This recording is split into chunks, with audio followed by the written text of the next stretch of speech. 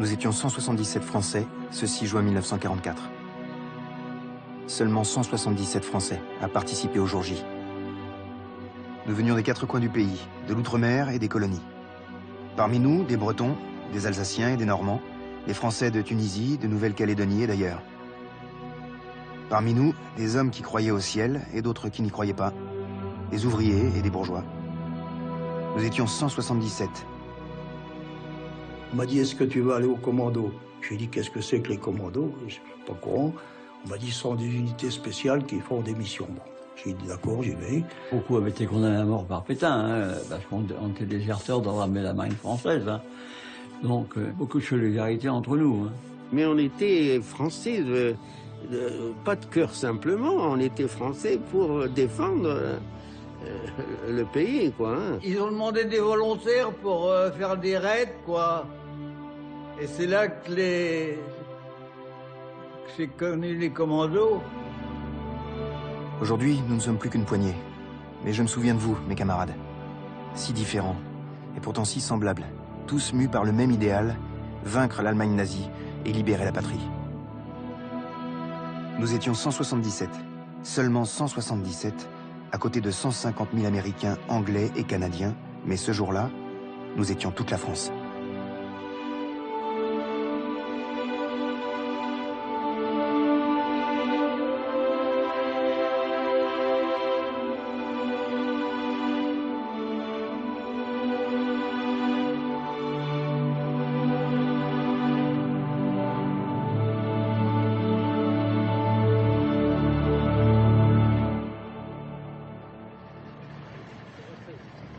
Avant le jour le plus long, il y eut pour nous la nuit la plus courte. Nous allions peut-être mourir le lendemain. Et même si on n'osait pas se l'avouer, secrètement, l'angoisse nous étreignait. À la veille du jour J, on nous a fait monter dans deux barges, la 523 et la 527. On avait des billets avec notre nom marqué dessus qu'on devait remettre au moment de l'embarquement.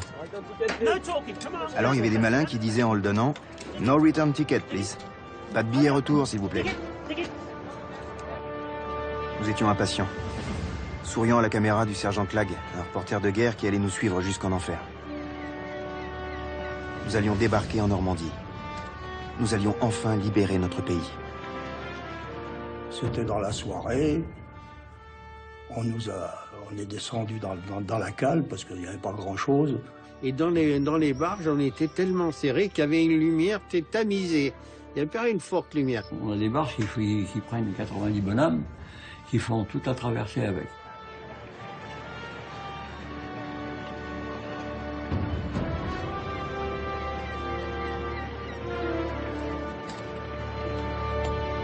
Allez, avancez jusqu'au fond. Là, c'est moi, René Rosset, 70 ans plus tôt.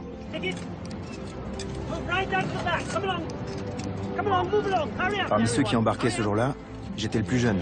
On m'appelait le petit Rosset. J'avais 17 ans. Mais il y avait là d'autres gamins comme moi. Un lycéen, Gwenaël Bolloré, fils d'industriel. Avec toutes ces mouettes, on se croira en vacances. Moi, j'aime pas les mouettes. Dorfman, un mineur juif polonais tout juste naturalisé français. Non mais ça, un bateau, quoi. Plutôt une péniche pour naviguer sur le canal de Bourgogne. À côté d'un repris de justice, Bébert, dit la boulange, qui avait déjà passé plus d'années en tôle qu'en liberté. Mais aussi Bouarfa, un musulman d'Algérie. Il y avait même un curé, l'abbé de Noroy. Non, décidément, nous n'étions pas du même monde. On n'a même pas de place, on se croirait dans un train de banlieue. Pourtant, nous allions combattre ensemble. Tous sous l'autorité d'un homme. Notre chef, Philippe Kieffer. Mais comment Kieffer avait-il donc réussi à nous amener jusque-là? Nous sommes le 5 mars 1941. Ce jour-là, Kieffer, qui n'est encore qu'un petit officier interprète, est à Londres, pour une permission de 48 heures. Et c'est là, à la lecture des journaux, que sa vie va basculer. Et la nôtre avec. En effet, que ce soit dans la presse ou aux actualités britanniques, partout on ne parle que du raid audacieux qui vient de frapper les îles Lofoten en Norvège. Une opération coup de poing conduite par un nouveau type d'unité spéciale imaginé par Churchill lui-même, les commandos. C'est vrai que les British ont frappé un grand coup en Norvège. Non seulement ils font sauter les raffineries, mais ils détruisent aussi les dépôts de carburant, coulent 11 navires et capturent plus de 250 soldats allemands. C'est la première victoire de ces unités capables de frapper n'importe où et à n'importe quel moment. Un vrai succès. Grâce aux commandos, Churchill entend démontrer que l'armée britannique, même affaiblie, maintient la pression sur l'ennemi. Et ça marche. En mars 1941, on ne parle plus que du spectaculaire raid en Norvège. Kiefer fait alors un rêve. Pourquoi des Français n'auraient-ils pas le droit, eux aussi, de mener avec leurs camarades britanniques des opérations commando sur les côtes de France? Ce rêve, Kiefer va tout faire pour le concrétiser. Un rêve qui nous conduira des années plus tard à embarquer pour la Normandie. Commandant. Merci, lieutenant. C'est parti, messieurs. C'est un honneur d'être parmi vous. Good. The boarding's gone smoothly. Everyone's here. You'll be able to leave.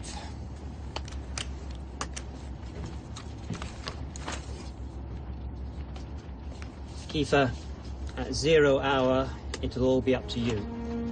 Bonne chance. Le 5 juin 1944, à 18h, on largue enfin les amarres. Direction, la France. J'attendais ça depuis tellement longtemps. Puis après, il y a eu le départ, il est sorti de l'estuaire, tu vois. Était vers le 7h du soir, quoi. Il commençait la nuit, hein. Mais encore, c'est pas vraiment la nuit, hein. Sur le pont de la barge 523 que filme le sergent Clegg, je salue peut-être pour la dernière fois l'Angleterre qui nous a tant donné. Je suis monté sur le pont, moi. Je regardais, il y avait des bateaux partout. Il y avait des sirènes, certainement, il y avait des codes entre eux, il y avait des types avec les... Je disais, comment ils arrivent à... Quand on se retournait, qu'on voyait que des bateaux partout, de tous les modèles, de partout. Philippe Kiefer, notre chef. Un type du genre placide, pas vraiment le modèle du fou de guerre. Imagine-t-on un homme plus éloigné de la vie militaire que ce banquier des Caraïbes, né à Haïti d'un père alsacien? Kiefer avait fait ses études chez les pères jésuites. Et moi, j'avais fait mes études chez les pères jésuites de Sarlat en Dordogne. Ça nous avait rapprochés un petit peu. Lors de la Première Guerre mondiale, tout juste âgé de 18 ans, le jeune Kiefer est coincé à Port-au-Prince alors que la France est engluée dans la boue des tranchées. Il est dispensé de service et devient banquier. Mais en 1939, il décide de tout plaquer. Son île, son emploi et bientôt sa femme pour Paris. Et le jour de la déclaration de guerre, à plus de 40 ans, il s'engage comme simple marin. Un des plus vieux pompons rouges de la marine française. En pleine débâcle, Kiefer gagne l'Angleterre. Comme il maîtrise parfaitement la langue de Shakespeare, il devient naturellement interprète. Ce talent lui assure rapidement des promotions au sein de la France libre, où rares sont les militaires qui parlent plus de 3 mots d'anglais. Cela le conduit au QG des forces navales françaises libres. Mais l'homme ne se voit pas passer la guerre dans un bureau. Depuis qu'il a vu les images du raid en Norvège, Kiefer n'a plus qu'un seul but, créer une unité commando constituée de soldats de la France libre. Mais parce qu'il estime qu'un chef doit s'imposer les mêmes exercices que ses hommes, à plus de 40 ans, cet ancien banquier décide d'enchaîner les stages dans les Royal Marines. Il avait 42 ans. À l'époque, moi j'avais 18 ans, 19 ans, vous voyez, un peu quand je faisais l'entraînement de commando. Kiefer, c'était spécial, c'était vraiment un homme qui sortait de l'ordinaire. Hein. Une fois formé, Kiefer va voir les Français et les Britanniques pour leur exposer son projet d'un commando spécialement composé de Français. Mais au départ, personne n'est très chaud. Et pourtant, Kiefer parvient à convaincre ses interlocuteurs. L'état-major des FNFL d'abord. Vous ne pouvez pas rester insensible à ces Français qui veulent se battre. L'amiral Muselier lui donne carte blanche, à condition qu'il s'occupe de tout. Du recrutement comme des négociations avec les Anglais. Merci, amiral. Ces derniers commencent par faire la sourde oreille, mais finissent par comprendre l'avantage qu'il y a à disposer au sein de leur commando d'hommes qui connaissent les côtes françaises. Reste tout de même un sérieux détail, trouver des volontaires parmi les Français qui ont rejoint l'Angleterre. Kiefer n'a qu'une solution, faire du porte-à-porte dans toutes les casernes britanniques. Et il prend tout ce qui vient. Des grands, des petits, des gros, des maigres, des costauds et des moins costauds. Il n'a pas vraiment le choix, à vrai dire. Bon, Casablanca, j'ai eu l'occasion de trouver un copain qui faisait partie d'un réseau. En arrivant à Beyrouth, j'ai falsifié parce qu'on m'a demandé mon âge. Et j'ai dit que j'avais plus de 17 ans. Ben, ça a marché. Notre bateau arrivait en Angleterre, nous a débarqué, et j'ai rejoint donc Liverpool. De là, il y avait un bureau de recrutement de la France libre. Je me suis engagé dans les forces navales françaises libres, à Londres. Les volontaires qui allaient signer pour le général de Gaulle passaient par Patriotic School. René Rosset, né à Tunis, d'un père français et d'une mère italienne. Vous êtes très jeune. 16 ans. Quelles sont les raisons précises de votre départ? Libérer la France.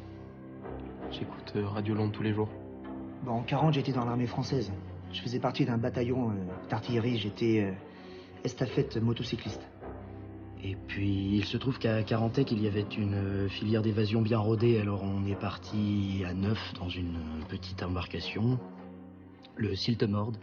J'ai donc animé une filière d'évasion vers la Suisse, l'Espagne et la France libre. Après, j'ai appris que la Gestapo était sur mes traces. Donc ma hiérarchie m'a enfin autorisé à quitter le pays. Je vois que vous êtes bien renseigné. Oui, je suis communiste. Je vois pas où est le problème. Avant tout, je suis anti-allemand. Et ça, c'est facile à prouver. Dès l'invasion allemande, je me suis mis du côté de la résistance. Il y aura donc de tout, ce 6 juin 1944, dans les 2 barges qui nous conduisent vers la Normandie. À côté de moi, le gamin des faubourgs de Tunis, il y a Guilcher, un breton pur jus, arrivé dès 1940. Oh! Ça va pas? Si. Ça va.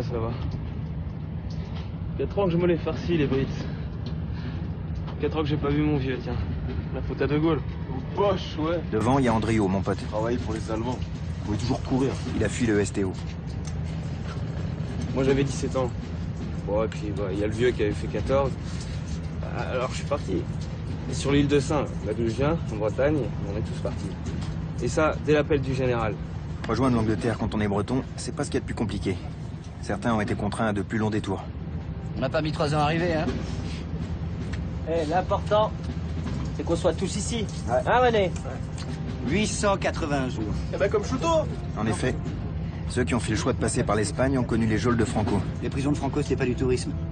18 mois de tôle, 45 kilos à son arrivée. Et s'ils pensaient se retaper ici avec ce qu'on nous sert, c'est foutu. Ah bon, enfin, 3 ans quand même, hein. Même moi qui viens de Tunisie, j'ai pas mis autant de temps que toi. La Tunisie, hein. C'est pas tous les jours que tu devais boire de la soupe de tortue, là. Lui, c'est Boirfa, qui vient d'Algérie. Ils écoutent pas, là. Moi, si tu veux, je te parle de mon village. Et puis le plus jeune après moi, le petit Bolloré avec ses lunettes, qui a préféré rejoindre l'Angleterre que de passer le bac. Et là, c'est Dorfman, juif polonais qui a fui les persécutions. Nous étions 177, ce 6 juin 1944. Mais au départ, nous n'étions pas BZF à tenter l'aventure. Une grosse quinzaine, dont un tiers de punis qui préféraient le commando plutôt que le cabanon. Nous voici sur cette photo en avril 1942, la toute première du groupe de volontaires rassemblés par Kiefer. Nous ne sommes pas encore des commandos. Nous avons toujours sur la tête notre bâchi à pompons rouges. Il y a Dumenoir, qu'on surnomme très vite Pépé, Simon, carré avec une tête de boxeur et la narine fendue, Van Delard, ex-légionnaire avec les défauts et les qualités typiques d'un légionnaire, Jean, un Français venant du Brésil qui voulait connaître Paris, Loverini, petit et sec, Le Guen, plein de bonne volonté mais très tôt éliminé pour cause d'incapacité physique, Erard, dit crâne d'obus. Non, nous n'étions pas des têtes brûlées, juste des durs à cuire. Mais il fallait que notre cuir soit dur, vu tout ce qui nous attendait. Au commencement, le premier groupe s'entraînait au camp de Camberley et de Skegness. Et puis en 1942, les Britanniques nous ont ouvert les portes de leur centre d'entraînement à Achnacarry en Écosse. Un coin perdu au beau milieu des Highlands. Nous étions les premiers étrangers à être admis dans ce camp qui brevetait les commandos. Et nous en étions fiers. Et ce que nous ne savions pas, c'est que les British allaient nous faire vivre un véritable enfer. Nous sommes descendus du train sur un quai de gare, au milieu de nulle part, où des camions nous attendaient. On a dit, tiens, c'est bien, Ils vont nous amener au camp en camion. Il m'a dit non, non, non, le camion est fait pour vos sacs. Et vous allez vous taper 11 km ou 12 km pour rejoindre le camp. L'arrivée au camp est théâtrale et faite spécialement pour nous impressionner. Il y a là toute une série de tombes alignées, soi-disant des gars tués pendant l'entraînement. Ce n'est pas vrai, évidemment. Mais on sait désormais qu'on va en baver.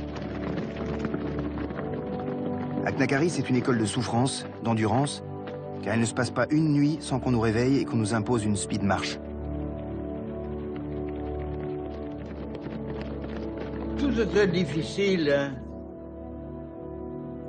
On faisait beaucoup de marches, des marches forcées. C'était très dur, des speed marches à crever, c'était marche ou crève. J'ai vu des types tomber dans les pommes sur la route, hein, tout ça. Il y a les 7000 qui représentent 11 km de 100. Fallait la faire avec, en moins d'une heure, avec le sac sur le dos et l'arme individuelle. C'est l'arme individuelle qui nous gênait le plus d'ailleurs. Il fallait arriver tous ensemble, mais jamais seul. Il disait des gens, si vous arrivez seul, vous pouvez rien faire. Ces entraînements relèvent autant du sport que des rudes jeux écossais du Moyen-Âge.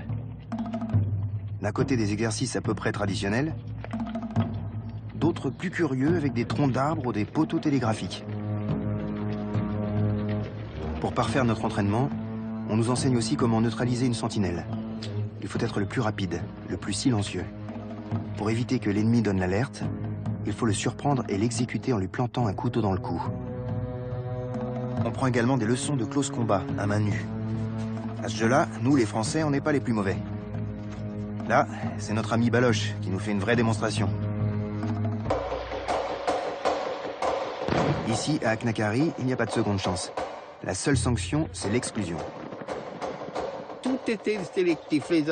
Les instructeurs, ils avaient des cahiers, ils avaient les noms, et ils notaient.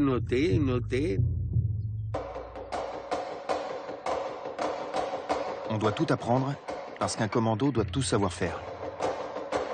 Au bout de quelques semaines, nous sommes devenus des combattants complets. Soldats et marins tout à la fois. Rompus aux exercices amphibies, mais aussi artilleurs, capables de monter et démonter un mortier en quelques secondes. 2 seuls vénards seront dispensés d'entraînement. René de Norroy, notre curé de choc, et notre médecin communiste, le docteur Lyon. Nous aurons bien besoin d'eux le 6 juin 1944.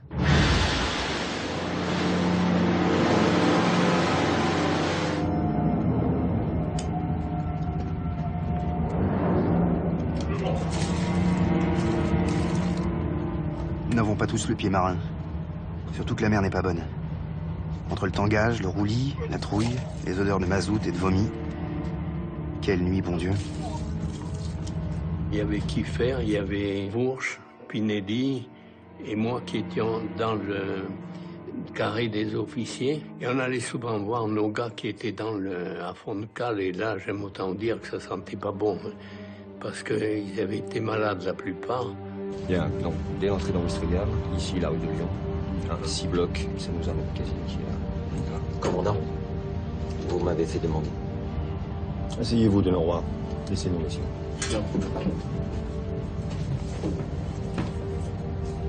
Les hommes sont malades et fatigués.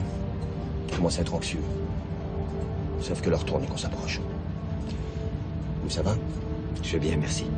Je suis anxieux et impatient, et pas malade. Bien. Je compte sur vous pour être près des hommes quand le moment sera venu. Vous savez que vous pourrez toujours compter sur moi. Je le savais depuis le début, mais votre présence parmi nous a été très utile. Vous nous avez renseigné sur la résistance, Hitler. Vos offices ont toujours été très réconfortants. Mais votre présence demain sera plus importante que jamais, sachez-le. Merci pour vos encouragements, commandant. Je voulais vous dire que pour moi, c'est une journée que j'attends depuis très longtemps. Et je suis certain d'être au bon endroit. Je vais voir les hommes de ce pas. Bon courage, le roi. Merci, commandant.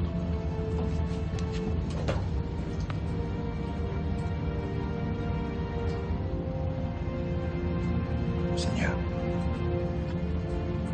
je vais être très occupé demain. Il se pourrait même que je vous oublie.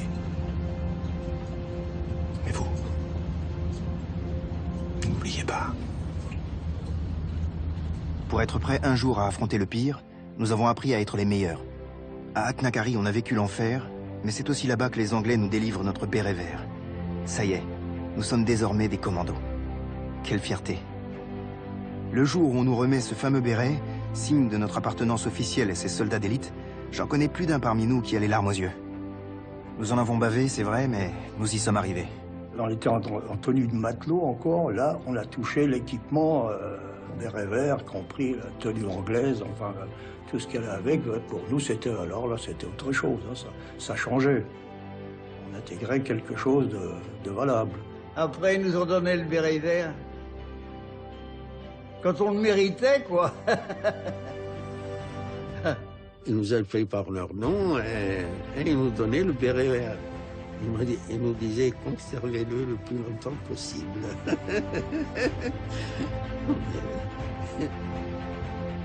Quelques semaines après, nous vivons un nouveau grand jour, celui qui allait nous révéler publiquement. Le 14 juillet 1942, nous sommes en effet invités à défiler dans Londres pour célébrer le Bastille Day. Pour l'occasion, la foule s'est massée tout le long de Buckingham Palace Road.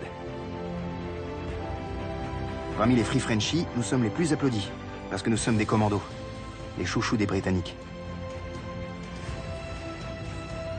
Quels étranges soldats nous sommes tout de même, mi-anglais, mi-français, en uniforme britannique, mais avec sur le haut du bras l'écusson tricolore et le beau nom de France.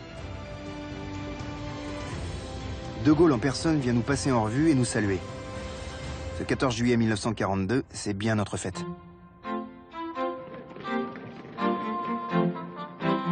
C'est donc dans une ambiance bon enfant que nous quittons le camp d'entraînement d'Aknakari pour notre cantonnement de Crickes, une charmante bourgade du nord du pays de Galles face à la mer. Nous sommes logés en billette, c'est-à-dire chez l'habitant. De braves gens qui partagent avec nous le peu qu'ils ont. Et même peut-être plus. Billette, ça vient d'un mot qui vient de la Première Guerre mondiale, où les Anglais ont été logés en billets de logement en Angleterre. Mais les Anglais ne peuvent pas dire billet, ils disent billet. Les commandos n'avaient pas de caserne. On était logés chez des civils. Les civils recevaient une prestation des autorités britanniques. Moi, j'étais considéré chez deux vieilles filles qui me considéraient comme leur boy, quoi, leur enfant. Cette brave dame nous prenait nos souliers, elle nous tirait nos souliers, elle nous repassait notre linge. Le dimanche matin, elle venait nous réveiller pour prendre le petit déjeuner avec elle, ainsi de suite. On était comme des coqs en pâte. Et puis on partait au boulot, et puis on rentrait le soir. C'était très bien pour faire la tournée des pubs le soir. Mais il y avait parfois des frictions avec des Canadiens, des Norvégiens, surtout quand il y avait des filles, que quand il y en a un qui draguait et que quand on buvait, bon, il y avait toujours des trucs, quoi. Hein. Moi, j'avais reçu un verre, là. Tu le vois, là, j'ai une marque, là. Il a cassé un verre dans la figure. Il y avait un type de chez nous qui a été exclu des commandos. Il s'est battu avec les Américains, il a crevé l'œil à un Américain. On s'entendait très bien avec les Anglais. Allez, oui, bon, il y avait que ça, hein, finalement. Hein. Je peux vous dire qu'à Bexhill-on-Sea, où nous étions juste avant le débarquement, il y avait plus de drapeaux français dans la ville que de drapeaux anglais. Hein. On avait beaucoup de petites amies. Comme on était marins et qu'on changeait souvent de port. Et les Anglaises. Les Anglaises, oh oui. Il y avait beaucoup de commandos qui se mariaient avec des Anglaises. Ils savaient qu'ils faisaient une bonne affaire.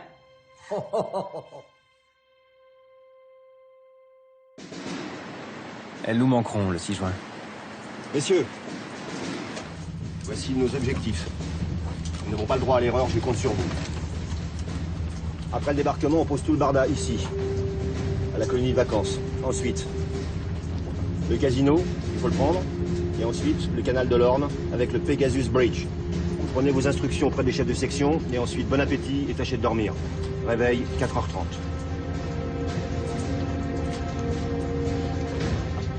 Ah, ça c'est bien Ouistreham. Vous l'avez tous reconnu, non? Je vois pas. Mais je la connais pas, la France, j'ai jamais mis les pieds. Ouais. D'accord, je pense que je vais en faire voir mes parents. Tu leur as écrit, toi, hier? Non. La France, c'est comment? Oh, bah, c'est beau partout où tu vas. Hein. Paris, Brest, partout, c'est merveilleux. Bah, tu peux rayer Dunkerque. Là-bas, c'est un enfer. Les Boches, ils ont tout détruit. On va se venger, les gars. On nous dirige près de Caen, sur Ouistreham, une position stratégique dont nous devons nous emparer. Pour cela, il nous faut mettre hors d'état de nuire le casino, transformé en bunker. Eh les gars, ça sent bon la France, non?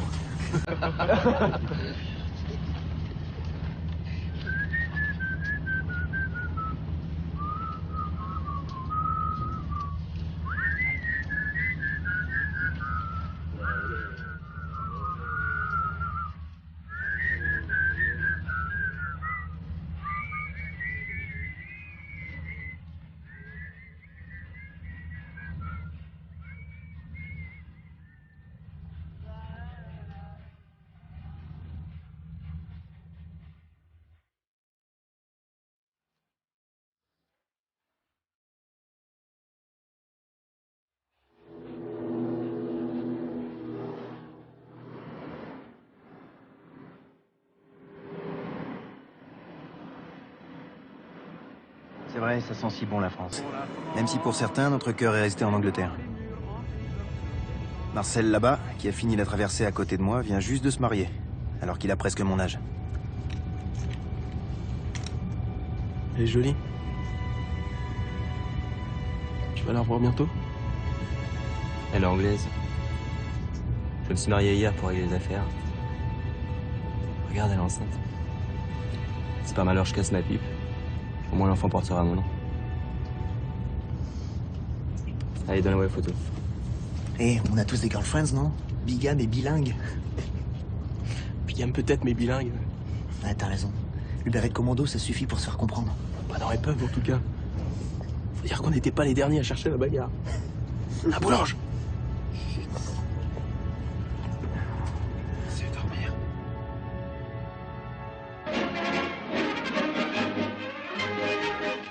Mais avant le jour J, on s'est beaucoup entraîné pour rien. Car pour les Anglais, on a longtemps été trop peu nombreux pour qu'ils nous prennent vraiment au sérieux. Même si on nous fait l'honneur d'un reportage aux actualités. Et nous, ce qu'on veut, c'est se battre. Effectuer les raids que Kiefer nous a tant vendus et que les Anglais commencent à mener sans nous sur les côtes françaises. Mais nous ne sommes pour l'instant que 80 bons hommes autour du Pacha. Pas assez pour que les Anglish nous mobilisent dans de vraies opérations commando. Pour nous occuper et nous faire plaisir, Kiefer a même fait venir à Criquès Germaine Sablon qui va chanter pour nous. Elle a d'ailleurs accepté d'être notre marraine et a laissé sa photo dédicacée au Pacha, le Vénard. On n'est pas sûr que la femme du Pacha est appréciée. Et partisans, ouvriers et paysans, à vos armes. Enfin, tout ça c'est bien gentil, mais au final, un an après notre premier Bastille Day, on en est encore à défiler à Londres le 14 juillet 1943. Mais ce qu'on ignore, c'est qu'il y a deux gars, Lofi et Treppel, qui viennent d'arriver à Aknakari avec tout d'un coup 60 nouvelles recrues.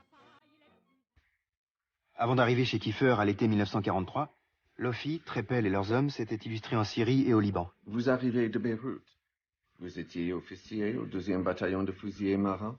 Oui, j'étais officier des équipages, détaché à l'unité marine de Beyrouth de décembre 41 à décembre 42, enfin jusqu'à la dissolution du bataillon. Alors beaucoup d'entre eux ont suivi Lofi en Angleterre pour rejoindre Kiefer dont ils avaient entendu parler. Kiefer avait eu donc un message, fallait chercher dans les fusiliers marins qui se trouvaient à Beyrouth, il y avait une possibilité de recrutement. Que comptez-vous faire maintenant?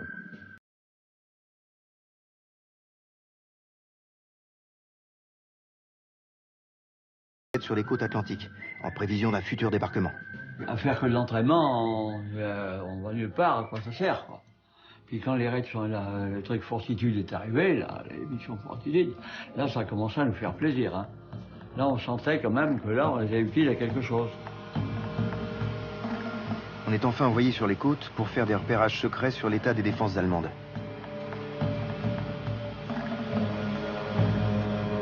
On est là pour reconnaître ce que les photographies aériennes ne peuvent pas voir. Comme les champs de mines ou les blocos camouflés du fameux mur de l'Atlantique qu'Hitler a dressé devant nous de la Hollande à la Bretagne. Mais ce que l'on ignore, c'est que depuis août 1943, l'état-major a décidé que le débarquement aurait lieu en Normandie.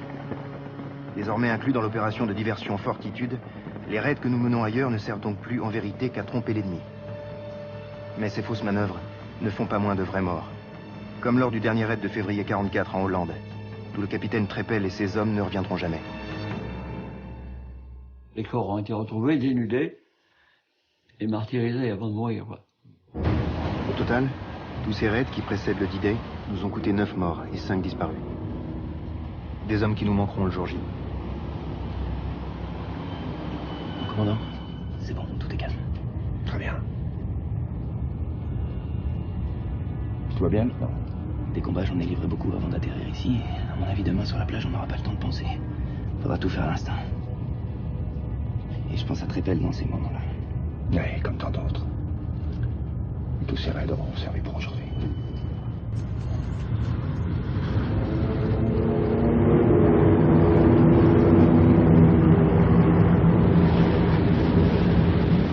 La 6e airborne qui est en route. Les gars vont être parachutés derrière les lignes allemandes. Si on n'arrive pas à les rejoindre, ils seront foutus. Coupés de tout. Tout va bien se passer. Allez vous reposer, lieutenant. Merci, mon commandant.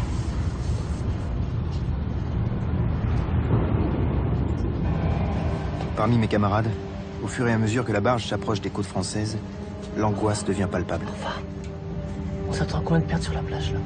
Je sais rien, moi. Demande au Doc. Casalonga, dont c'est l'anniversaire, a un mauvais pressentiment. Doc, on s'attend à combien de pertes sur la plage?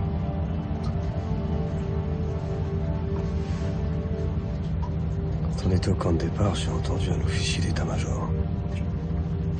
Il sait que le QG s'attend à 50% de pertes sur les premiers éléments débarqués. Et on nous enterra avec une belle croix blanche, avec la mention Unknown Allied Soldier. Moi, j'en ai rien à faire. Les Anglais nous ont accueillis comme des frères. Nous sommes tous leurs semblables, non? On va se faire tirer dessus comme des lapins, cette plage, voilà ce qui va se passer. Moi, je pense surtout à ce qui va se passer après. Parce qu'à mon avis, c'est après la plage que les choses ont vraiment commencé. Allez, essaie de dormir.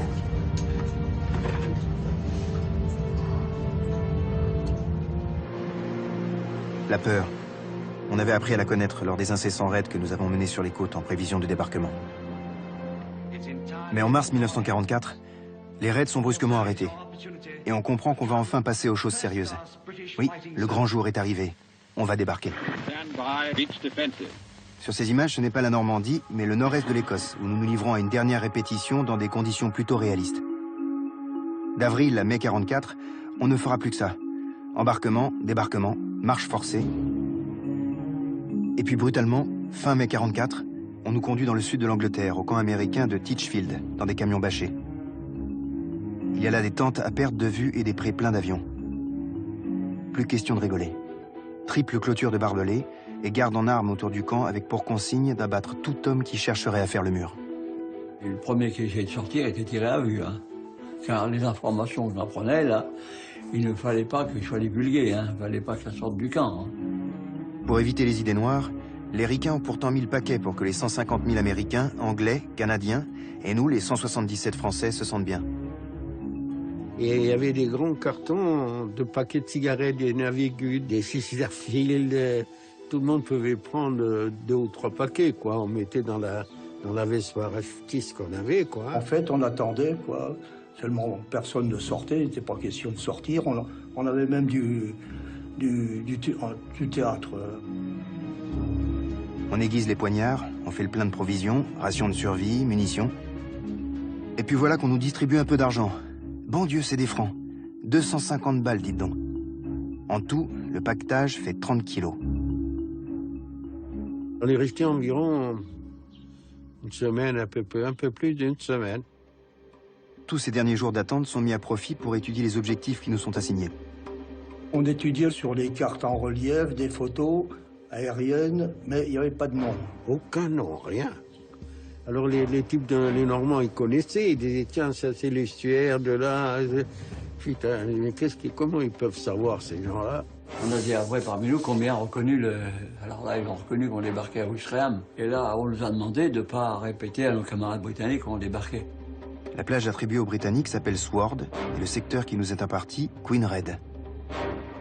Toutes ces cartes sans nom, nous devons les connaître par cœur, car débarquer n'est pas le tout.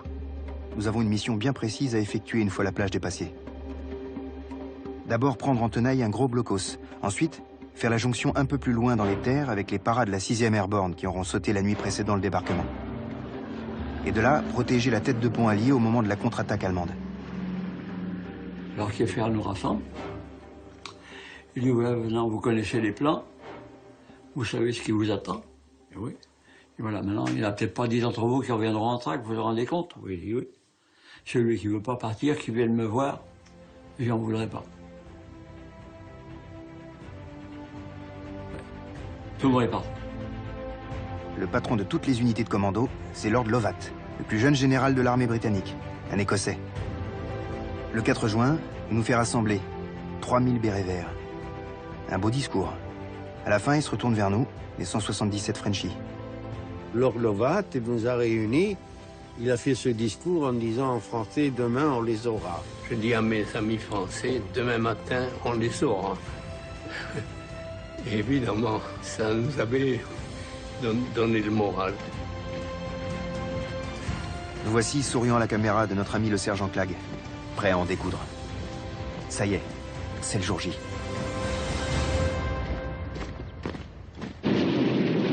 À 4h30, les barges sont arrêtées à quelques kilomètres des côtes. Messieurs, essayez de vous préparer, messieurs. On nous réveille. C'est le grand jour, mais pour certains d'entre nous, ce sera aussi le dernier.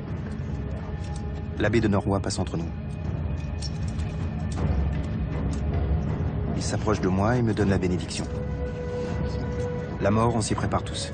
Chacun sa manière, selon sa confession. Boirfa, Andriot, Dorfman, musulman, catholique, juif ou tout simplement athée.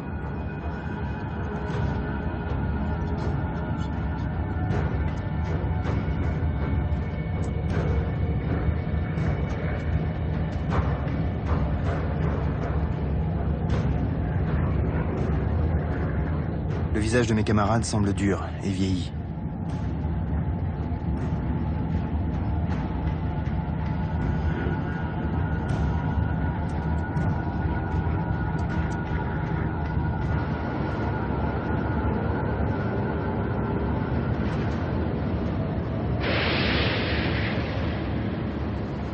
Soldats,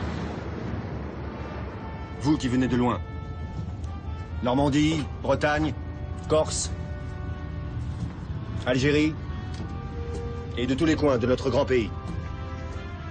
Vous avez choisi la France libre parce que c'était le choix de l'honneur. Mais ça ne vous a pas suffi. Vous avez voulu intégrer les commandos, l'unité d'élite de l'armée britannique.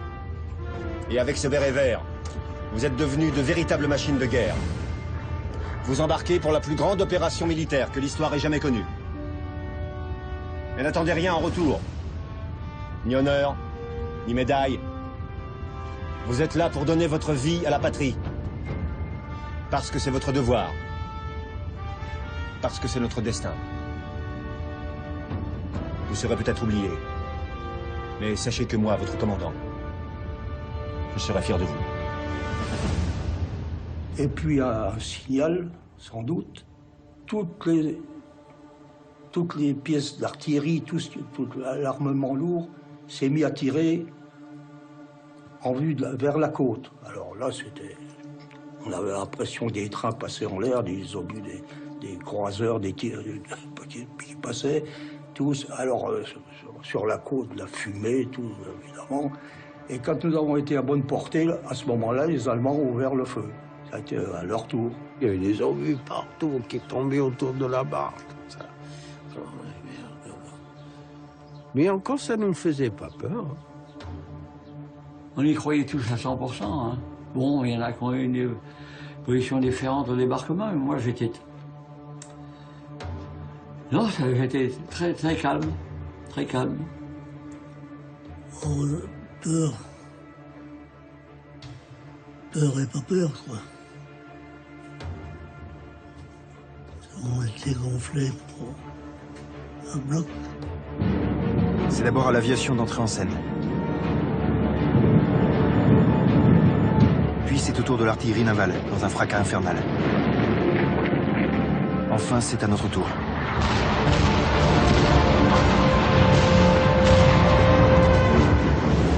Kiefer avait obtenu que nous débarquions les premiers. En approchant de la plage, les Britanniques laissent donc nos barges prendre de l'avance.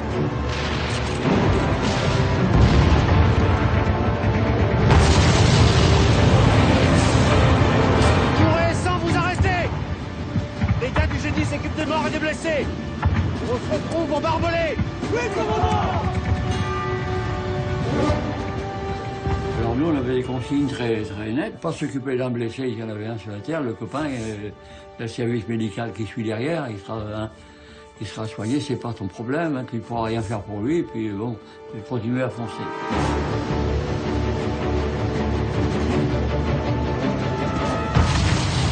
Près de moi, les eaux du fleuve.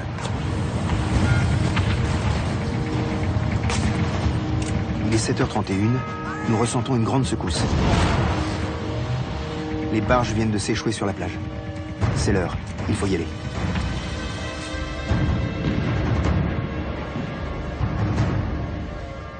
Moi, je me souviens, c'est que la mer était noire, oui, l'eau était noire, tellement c'était remué par une explosion. Et puis, nous avons touché le fond, hein, mais on était encore pas tout près. Moi, j'ai dû faire quelques brasses à la nage avant d'avoir pied. Les passerelles sont jetées à terre. Les balles traçantes fusent de partout.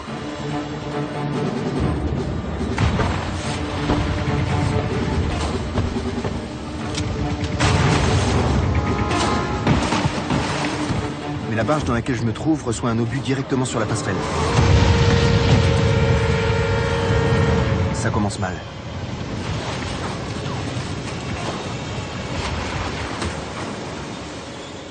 Alors quand ça a commencé à exploser devant, on dit, putain, là on est touché. Mais on réalisait pas encore la gravité de ça. Je veux pas crever là. La passerelle est complètement détruite. On est obligé de passer par la barge d'à côté pour descendre sur la plage.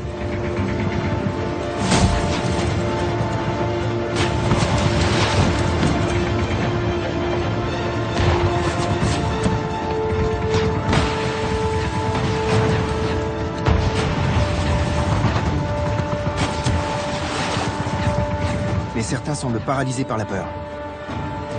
Pourtant, il faut y aller.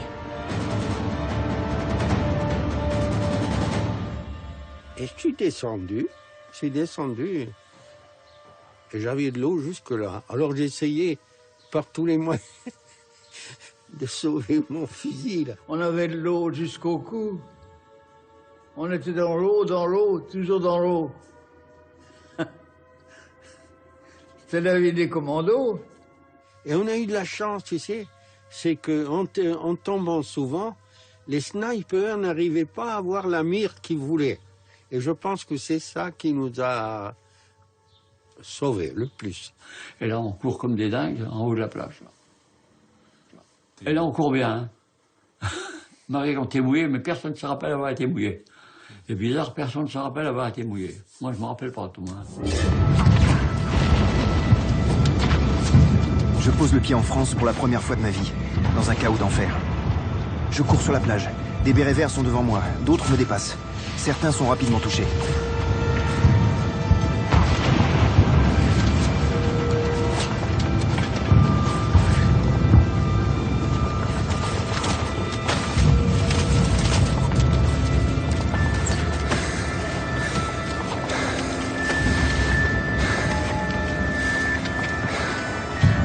C'est un véritable cauchemar.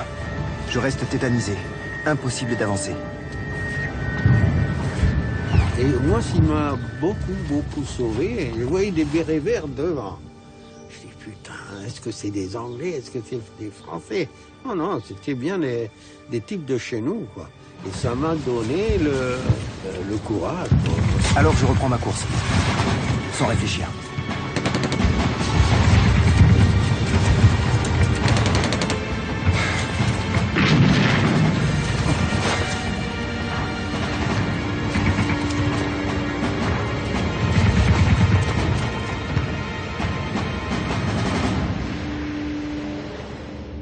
Arrivé devant, il y avait des croisillons avec des mines qui se balançaient là-dedans, et il y avait des barbelés sur la plage à ce moment-là, avec un champ de mines. On est arrivé là.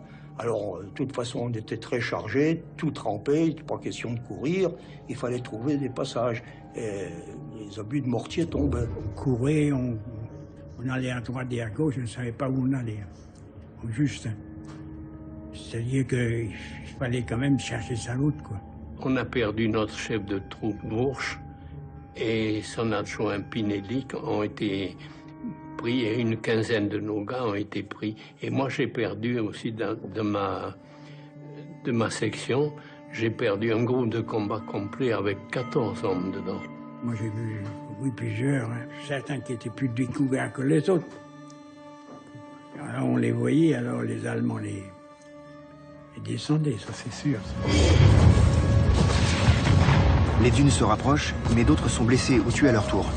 Guilcher d'abord, le boulanger de l'île de Saint. On court comme des dératés. Casalonga, le jour même de ses 21 ans.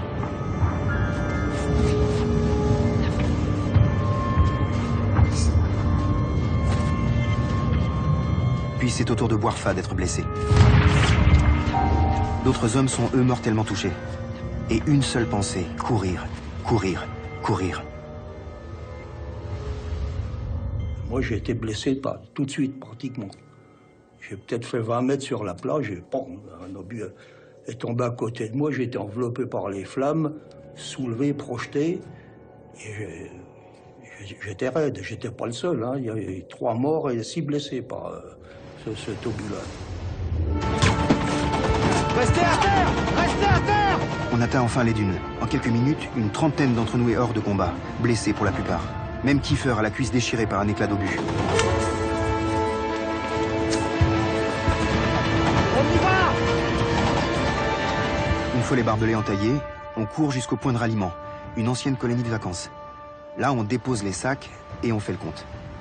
Nous devions aller dans une ancienne colonie de vacances qui avait été repérée sur les photos aériennes, sur tout ce que nous avions. Et on savait que ça n'était pas tenu par les Allemands, ce coin-là. Et ça devait être notre point de départ après pour les opérations.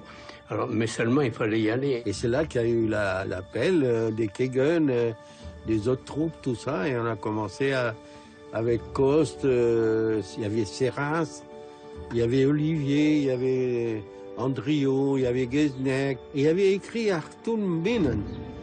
On ne faisait pas cas, on passait.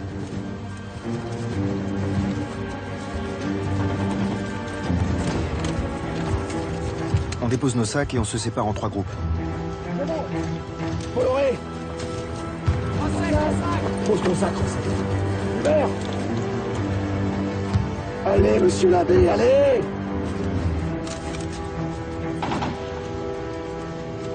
Nous nous élançons à l'assaut de Ouistreham. Il nous faut maintenant museler le blocos à l'emplacement de l'ancien casino. Glag nous suit toujours avec sa caméra. La troupette a pour mission, donc, longer la plage, libérer tous les blocos de la plage, et ça jusqu'au casino. Il y a 1,8 km de plage à libérer. Un premier groupe neutralise les blocos de la plage.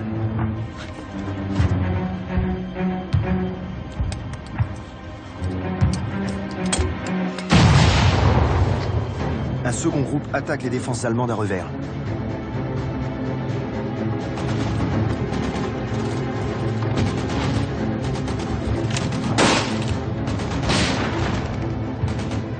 Tandis que ma section se dirige vers Ouistreham au pas de course. Et on a commencé à avancer, parce qu'il n'y avait pas de maison, hein. C'était la steppe. Hein. Les Allemands, ils étaient courbés comme ça, ils couraient, ils suivaient une ligne pour rejoindre les blocos, quoi. Tout d'un coup, un type m'a ajusté et il m'a tiré un machin dans le chargeur de la Kegen.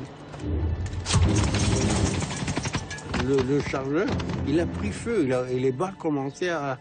Machinalement, quand le machin avait explosé, machinalement, j'avais ouvert la cartouchette, je l'avais fait tomber, je l'avais rejeté. Et puis plus loin, il y a Andriot, il m'a dit, Rosset, il m'a dit, tu as la jambe pleine de sang. Mais je sentais rien. C'est après que j'ai commencé à sentir et que lui, il m'a dit, tu es touché? Non, j'ai simplement peut-être des trucs comme ça, quoi. Et on est arrivé devant le casino, on a suivi la ligne de chemin de fer. Enfin, le casino est en vue. Ce n'est plus l'établissement de jeu d'avant-guerre. Les Allemands l'ont rasé et ils ont installé à la place un bunker équipé de 2 canons. Ça va pas être facile. Alors on a essayé de l'avoir, ce qui a été pratiquement impossible. Ça nous a tué 2 gars Renault, il a essayé de le tirer et il a loupé naturellement, mais l'autre l'a pas loupé. Il a envoyé un machin, ça lui a enlevé la moitié de la tête et il est mort sur le coup naturellement. Putain, merde. Comment on va faire, hein? Alors j'étais là, mais j'ai rien dit à personne. C'est dans ma tête que je disais, putain, on a contourné le machin, on est rentré dans un entonnoir. C'était un entonnoir peut-être d'une bombe. Et ça, c'est Andriot. Il était en train, sa Kegun était enrayée. Il a démonté pour enlever le sable. Tire! J'arrive pas! On est coincé! Ah merde! Prends-toi ça!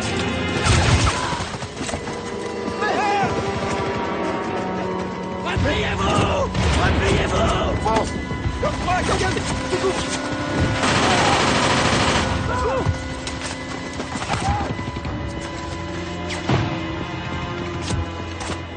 Le lieutenant Hubert, le pauvre, il s'est fait descendre comme ça. Hein. Donc quand on serait présenté, je parlerais pas là. Hein. Le casino paraît intouchable. Partout, le combat fait rage. Et plus encore que sur la plage, c'est finalement dans la ville que nous allons perdre le plus d'hommes à cause des snipers. Il y avait une villa à environ 60 mètres, 80 mètres, et le type, c'était un sniper, s'était installé là. Certains d'entre nous essaient de prendre le casino à revers, mais ça va être une véritable hécatombe.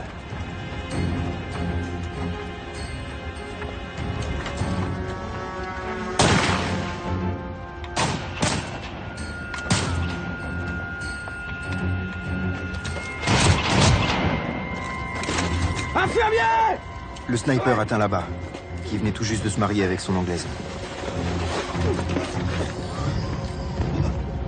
Quoi faire? Ça va aller. Respire. Non, regarde pas. Polo, morphine.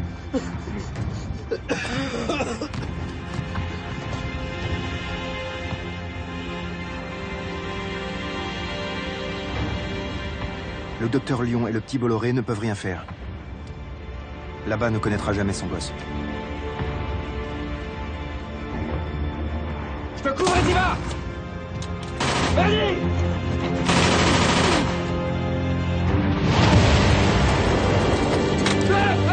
Le docteur Lyon s'élance et tente comme il peut de récupérer le blessé.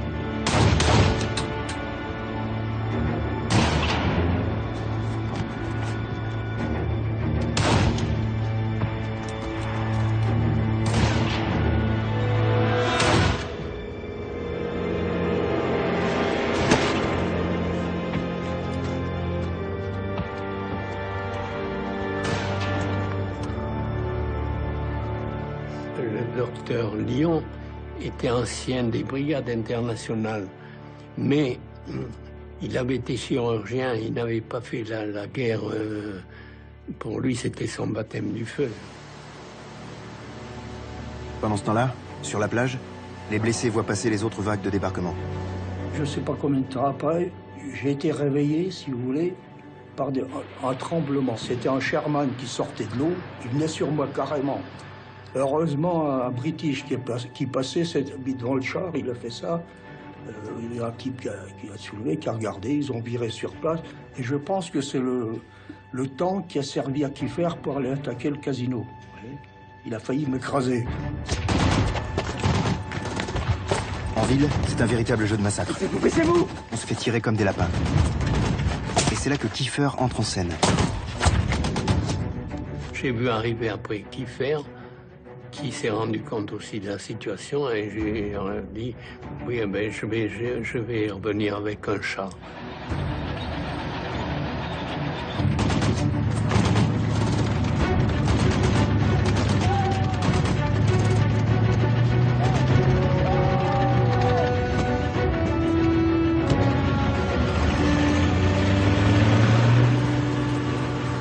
Moi, j'étais derrière le char, je courais, et j'ai vu le commandant Kiefer sur la tourelle. Ça, je le vois encore, quoi, de mes propres yeux. Alors moi, j'ai engueulé d'en bas, je disais, comment vous allez vous faire tuer? On n'est pas là pour se faire tuer, on est là pour gagner la guerre.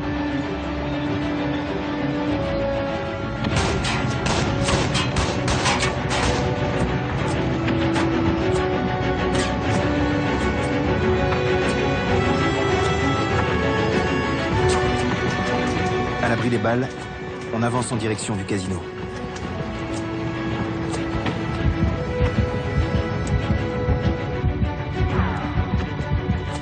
Quand le char avançait avec sa tourelle, il touchait un sol pleureur. Et moi, j'étais derrière en train de courir. Et j'ai commencé à avoir peur parce que je voyais que les types se faisaient descendre. Moi-même, et j'avais encore, tu vois, quand tu es né quelque part, tu as toujours des...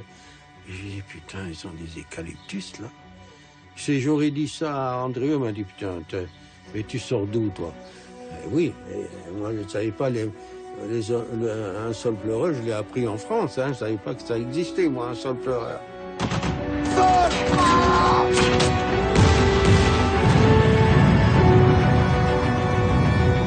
Malgré une nouvelle blessure, Kiefer sur son char vient de faire taire les défenses du casino.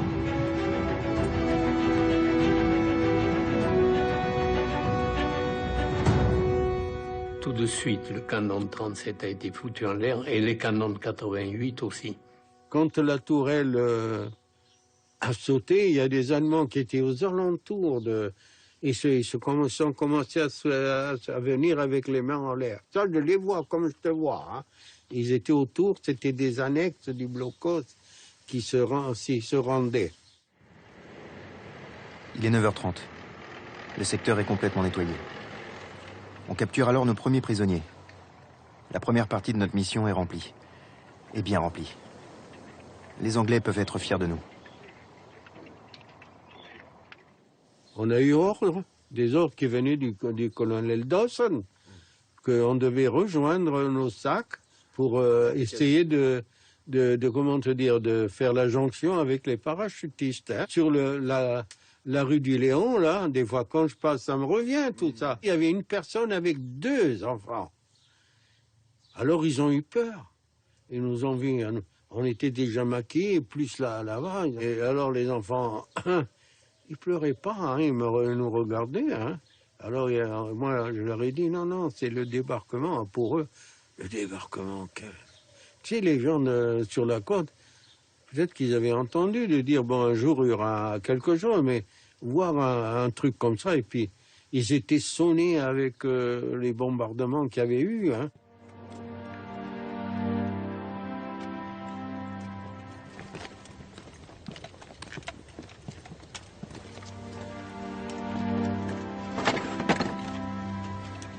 N'ayez pas peur. Nous devons libérer la France. Nous sommes français. France. Laisse René. Tu t'attendais à quoi? Qu'il nous saute au cou?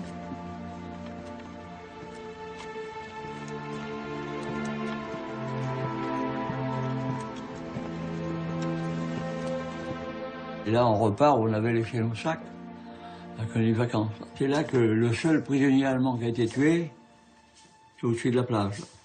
Car il y avait un Allemand qui avait caché une grenade dans sa botte et l'a jeté sur les prisonniers. Et je pourrais dire le nom maintenant, c'est Klofessen qui l'a abattu 2 balles de coque. C'est le seul prisonnier qui a été vraiment... Voilà. Sinon, on les a traités humainement. Et comme ça, on a été jusqu'au sac. Et moi, j'ai vu le colonel Dawson, il avait toute la face par un éclat.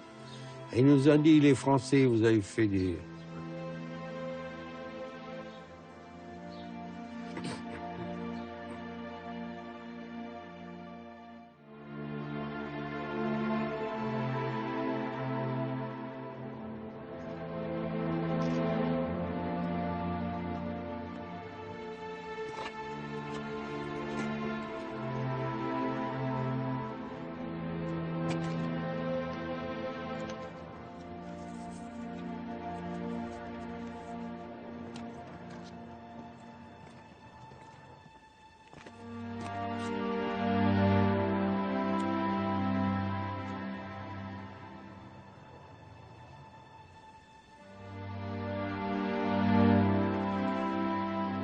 Comme les combats s'apaisent, on voit des civils sortir des caves et des habitations. Ils sont enfin libres et nous abordent timidement. Certains nous sortent une bouteille de cidre. Il y en a même qui ressortent le drapeau tricolore qu'ils avaient planqué depuis 4 ans. Ça nous fait chaud au cœur. Des enfants nous sourient. La belle petite Française que voilà. Elle, il faudra qu'elle ne connaisse jamais la guerre. C'est pour cette petite, pour qu'elle soit libre, que nous avons accepté de nous faire casser la gueule.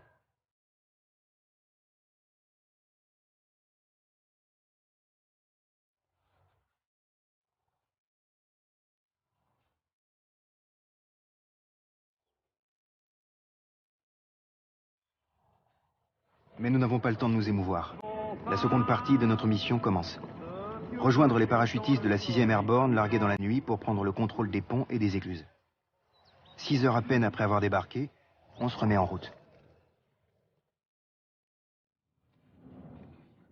Nous arrivons enfin au pont de Bénouville, le Pegasus Bridge, comme disent les Anglais, peu avant 16 heures. On y retrouve les paras de la 6e Airborne. Il y avait quand même 8 ou 10 kilomètres pour aller jusqu'au pont de Bénouville. On arrive donc à Pegasus Bridge, vers les 4h30, 5h. Et là, au pont de Bénouville, là donc, il est libéré.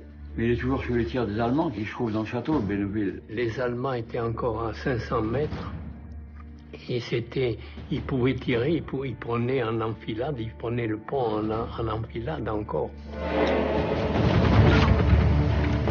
Pour éviter les pertes, le Pacha fait tirer des fumigènes et c'est à l'abri d'un écran de fumée et du parapet en métal que nous nous élançons sur l'autre rive. Malgré cela, quelques copains se font avoir.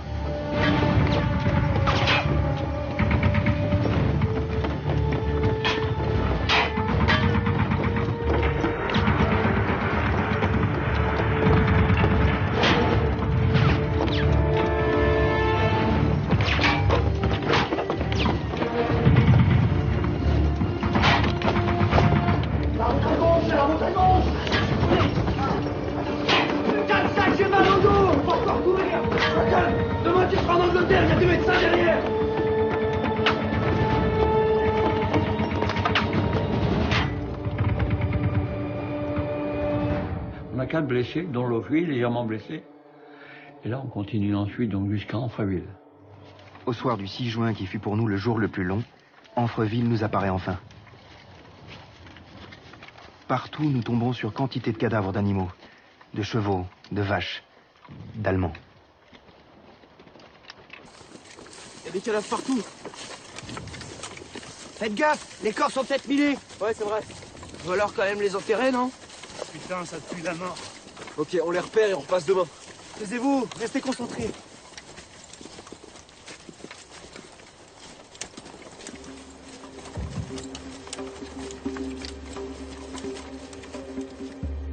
Et quand on est arrivé là, les Anglais, il devait être 7 heures du soir.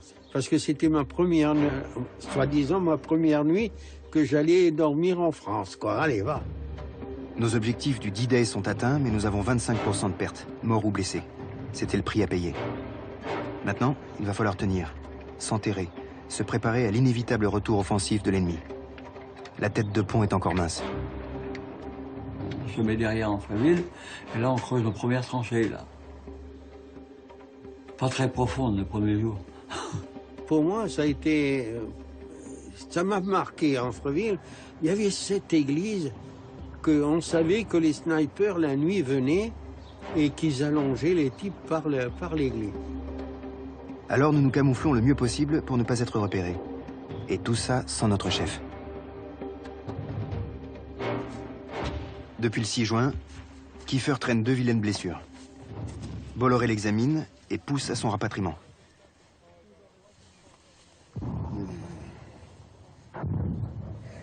La blessure est infectée. Il va falloir vous évacuer. Sinon, vous aurez la gangrène. Chauvet, allez me chercher le médecin. Loffi!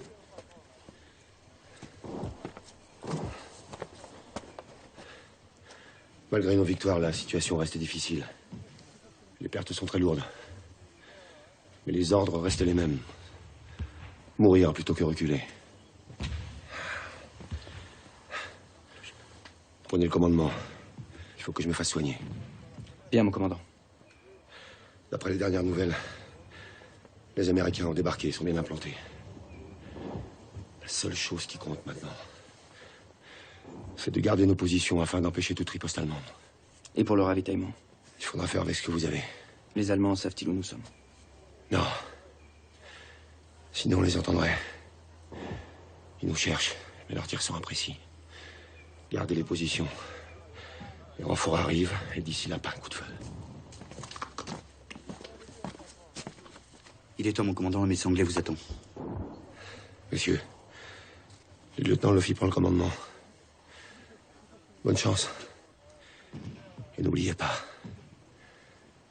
ne cède pas un pouce de terrain.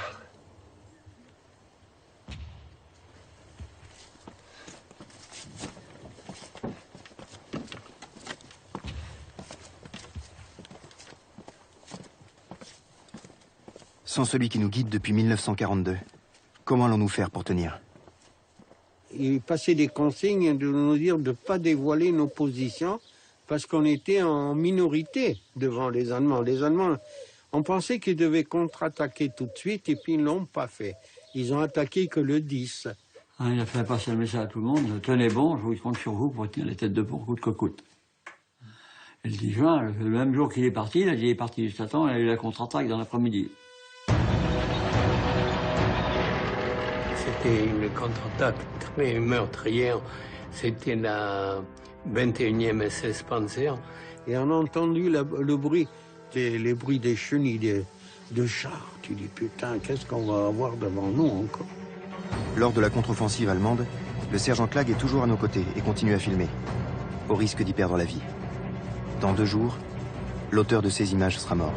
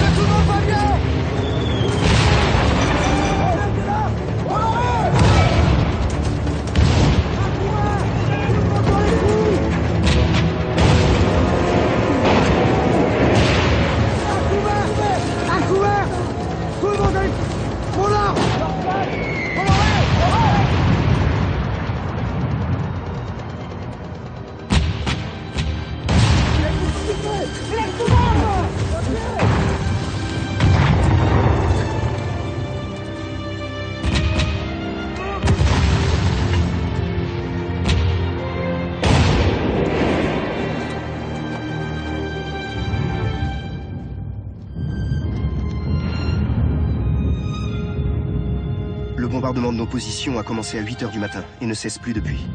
Les obus pleuvent. Nous embrassons la terre dans le fond de nos trous, car nous ne pouvons pas descendre plus bas. Mais nous tenons nos positions. Ils ont été repoussés par la Royal Marine anglaise. Et les Royal Marine anglaises, ils ont repoussé la contre-attaque sur le plein. Les Allemands ont stoppé net. On a eu de la chance, parce que s'ils venaient vers nous, on ne pouvait rien faire, hein? Dans cette seule journée du 10 juin, 29 d'entre nous sont encore touchés. Nous avons perdu plus d'hommes ce jour-là que le D-Day, mais nous avons tenu. Ils ne sont pas passés. Ils ne passeront pas. Ça va là-bas? Par exemple, là, on a eu plusieurs morts. On a eu Bégaud qui a été très grièvement blessé, on lui a arraché toute la mâchoire. Il y a eu Gercel, il y a eu 3 ou 4 qui ont été tués.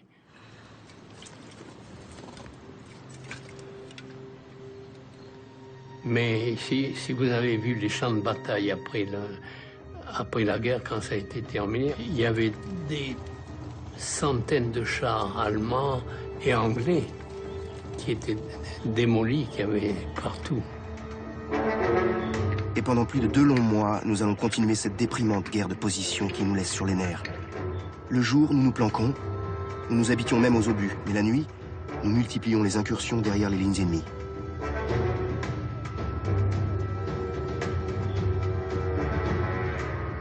Les Anglais nous demandaient de faire d'essayer de rentrer dans les lignes pour savoir où ils étaient finalement. Pour maintenir la peur parmi les Allemands, nous frappons de nuit. Jamais au même endroit. Les Allemands doivent nous craindre, hésiter à approcher. Ils doivent croire que nous sommes des milliers, alors que nous ne sommes plus qu'une centaine.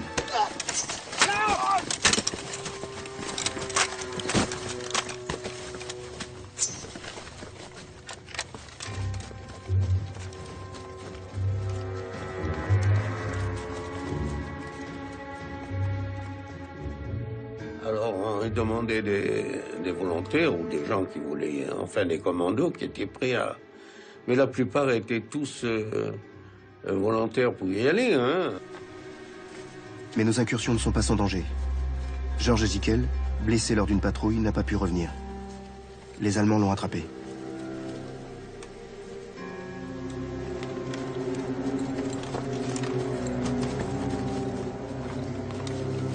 Bélanger, va voir.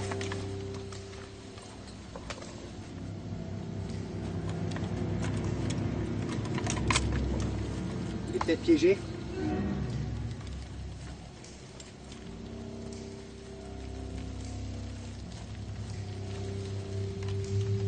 Non, c'est bon, il n'y a rien là. On peut pas laisser là, les gars. Allez, décrochez. Ouais, ben Jiquel, malheureusement, il est blessé dans une patrouille de nuit, comme ça, on s'en aperçoit pas. On rentre dans Pont-l'Évêque, et là, il me dit, oh, on a eu un gars comme ça, il franche les épaules, qui était soigné à l'hôpital, Pont-l'Évêque, les Allemands l'ont soigné, et puis après, ils l'ont pendu, ils l'ont entraîné à baïonnette dessus. Ça, c'est l'histoire de Jiquel, telle qu'on me l'a racontée. On remarque que les Allemands, s'ils nous auraient capturés, on aurait fini comme ça, hein. Parce que les Allemands, pour eux, nous, les commandos, on était des mercenaires, on était... surtout les Français, hein. Si ils nous attrapaient, on passait un mauvais moment, hein. Pendant plus de 2 mois, les jours se suivent, sans relève. Sous le soleil ou sous la pluie, mais toujours sous les bombes allemandes, nous allons tenir ce petit coin de bocage. Nous sommes sales, nous puons comme des putois. Et en plus, nous sommes bouffés par les moustiques. On sait que les Alliés se battent ailleurs en Normandie, mais nous, on nous a mis sur la défensive, sans renfort. Des fois, nous avons l'impression qu'on nous a oubliés. Attention, monsieur. Ça va, tout va bien? S'il est allé, à part ces moustiques. Vous avez aspergé vos tranchées tout à l'heure. On y a même mis le feu. Ils sont venus aussi secs. Bon, vous restez en couverture pour le 14 juillet. Je suis désolé, les gars, certains vont en ville, mais on doit rester sur nos positions. Jour de mon anniversaire. Eh ben, dû à ma santé. Allez, je repasse tout à l'heure.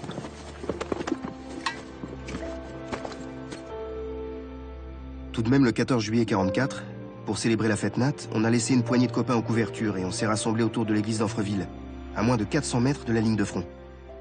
Drôle de 14 juillet. D'habitude si festif, il ressemble davantage à un 11 novembre, car nous pensons à nos morts.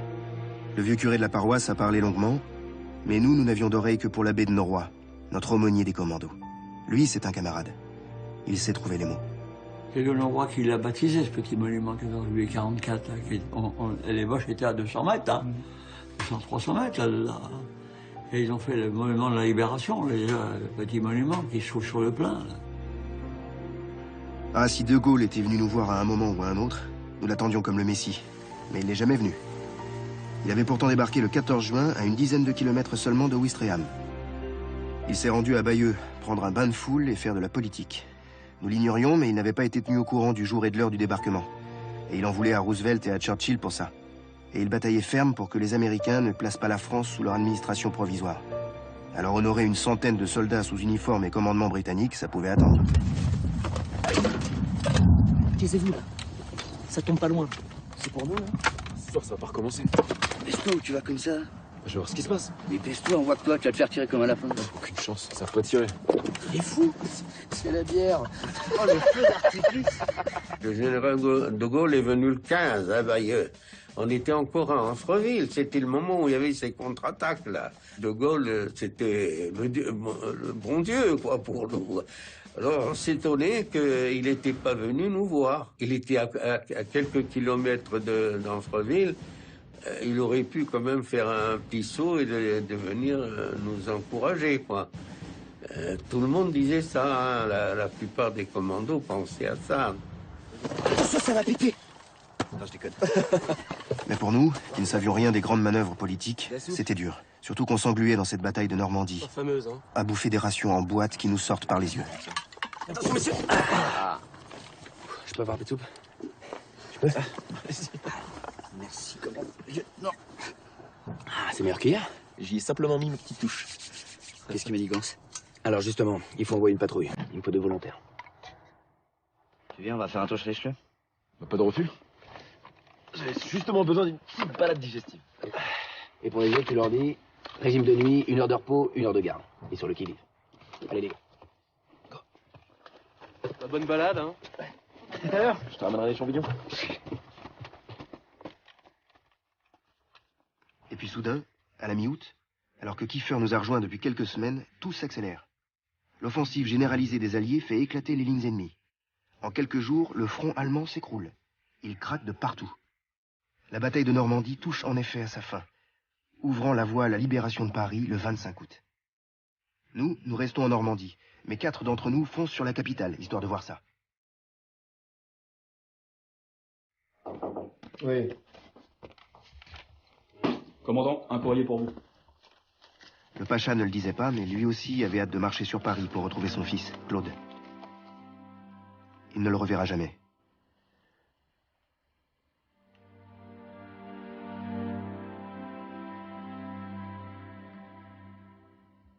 Après le départ de son père pour l'Angleterre, Claude est entré dans la résistance.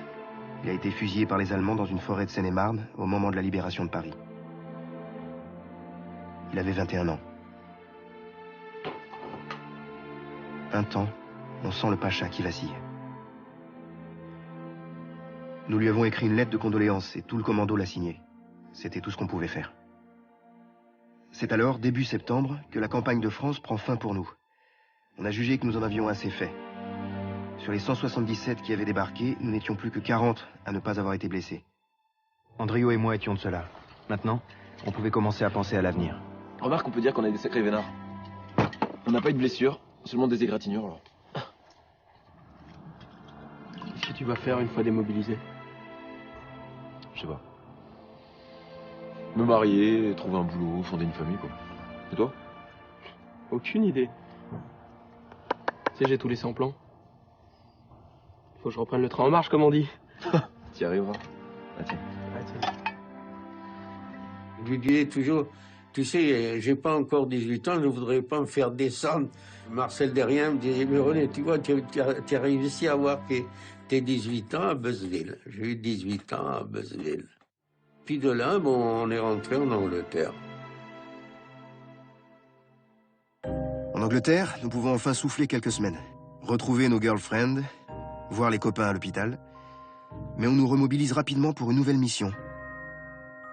On aurait pu, nous les Français, dire après tout, maintenant on va être démobilisés, nous on a fait notre. Mais simplement, on avait un contrat avec De Gaulle, c'était la durée de la guerre plus 3 mois. Et la guerre n'était pas finie.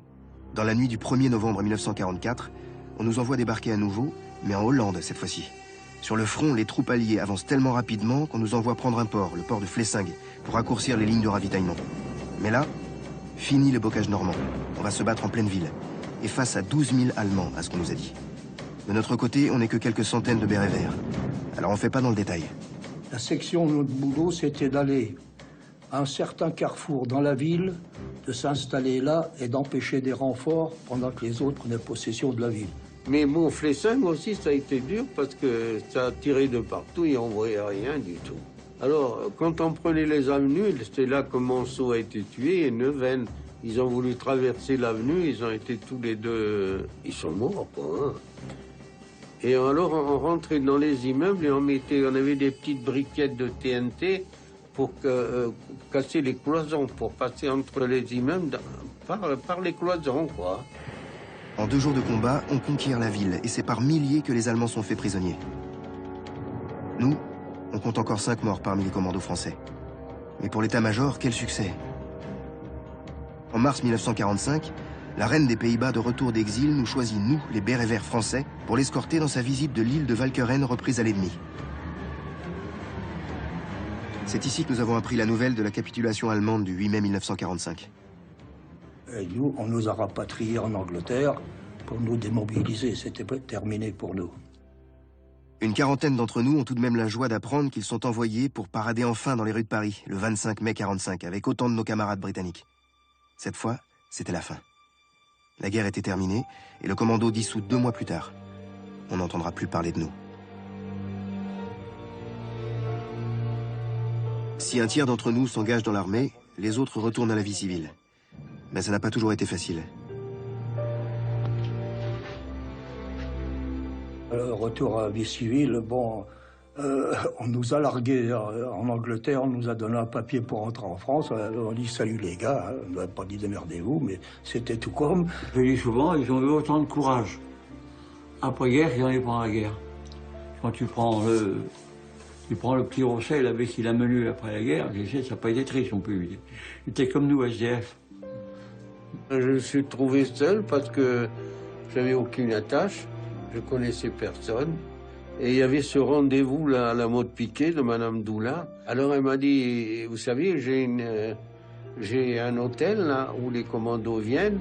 Puis je suis resté 1 mois, 2 mois, 3 mois. Puis j'avais plus d'argent. Puisque je travaillais pas, j'avais rien du tout. Alors j'ai été chez voir Madame Doulin. Au mois de mars, elle m'a dit, René, il vaut mieux rentrer à la maison. Tu as encore la possibilité de pouvoir rentrer avec ta fiche de démobilisation. Comme ça, je suis rentré en Tunisie. Et ma mère, tu penses, elle sautait en l'air. Hein. Mais après, j'ai pas pu trouver du travail. Hein. C'était impossible, je savais rien faire, hein, franchement. Hein. Certains n'avaient rien, ils sont partis en Angleterre à 16 ans, 17 ans et 18 ans. On a même un gars, Rosset, qui a triché, qui était commando à 16 ans.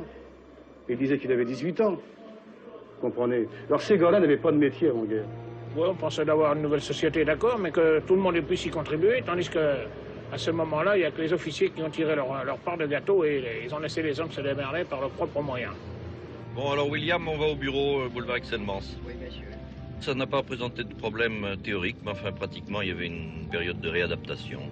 On a été traumatisés. On ne prépare pas une affaire de ce genre-là sans qu'il en reste des traces. On avait été mis en condition et au fond, on s'en est jamais remis. Pourquoi avoir fait tout ça et pour qui? C'est vrai, pourquoi? Pour qui? Je le demande. Kiefer est lui aussi retourné à la vie civile. Un temps, il s'est lancé en politique. Mais tous les 6 juin, comme nous, il sort son béret vert du tiroir et se rend sur la plage de Rivabella, à Ouistreham. On nous a oubliés, mais nous n'avons rien oublié.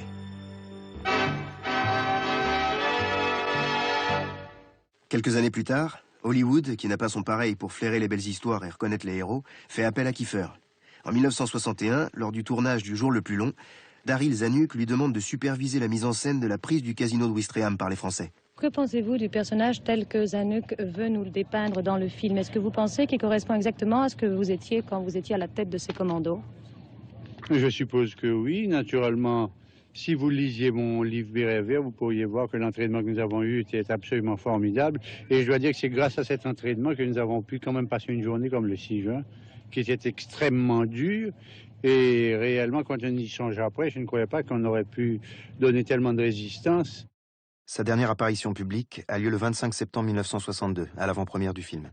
Il est très malade et s'éteindra 2 mois plus tard. La foule est venue, immense et recueillie, pour ce dernier hommage. Et devant le cercueil porté par des fusiliers marins, exposé sur une estrade, De Gaulle célèbre l'homme modeste qui vient de disparaître. Il ne voulut que ce qui était juste et ce qui était bien. Oh, il ne s'agit pas de Philippe Kiefer, mais de l'ancien président René Coty, qui en 1940 ôtait les pleins pouvoirs à Pétain.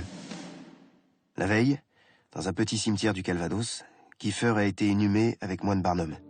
De Gaulle n'est pas venu. Seule sa famille et ses amis étaient présents.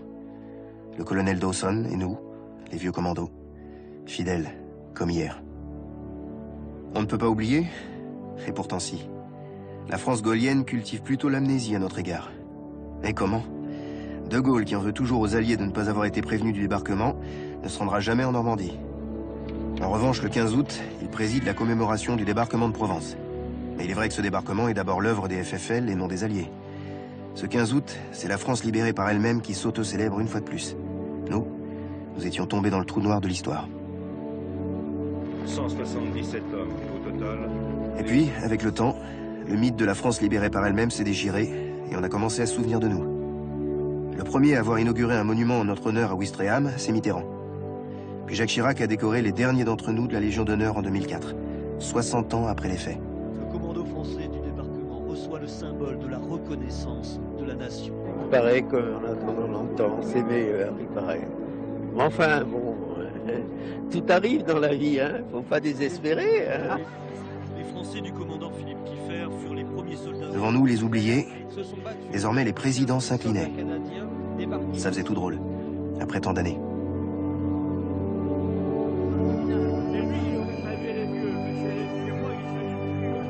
Nous ne sommes plus qu'une poignée aujourd'hui. Tous les 6 juin, comme les copains, je reviens sur ces lieux qui ont marqué toute notre vie. Aujourd'hui, sur cette plage, on y joue, on s'y baigne. Mais moi, j'y vois des barbelés et des champs de mines. J'y vois mes copains et le sourire de leurs 20 ans. Salut. Je me souviens. Je me souviens du bruit des balles. C'est quand même malheureux de mourir à 20 ans. Quel âge as-tu? 24 ans. Moi, j'en avais 18. Tout ça, c'est comme des frères, quoi. Surtout ceux qui restent. Mais ce que nous avons évidemment sur le cœur, c'est de ceux qu'on a laissés. Tous ceux qui sont morts alors que nous, on est là. Mais enfin, je pense, celui qui est croyant, un peu, je pense qu'il y a quelque chose derrière qu'on se retrouvera probablement. On espère toujours.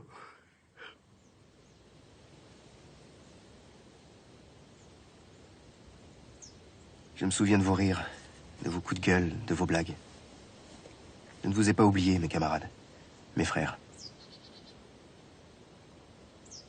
Mais qui se souviendra de nous quand nous ne serons plus là?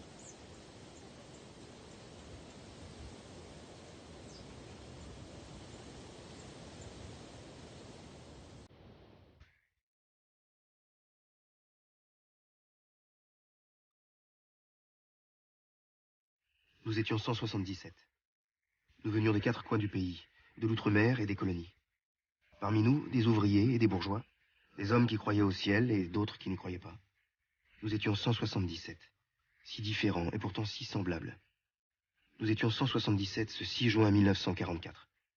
Seulement 177, à côté de 150 000 Américains, Anglais et Canadiens. Mais ce jour-là, nous étions toute la France.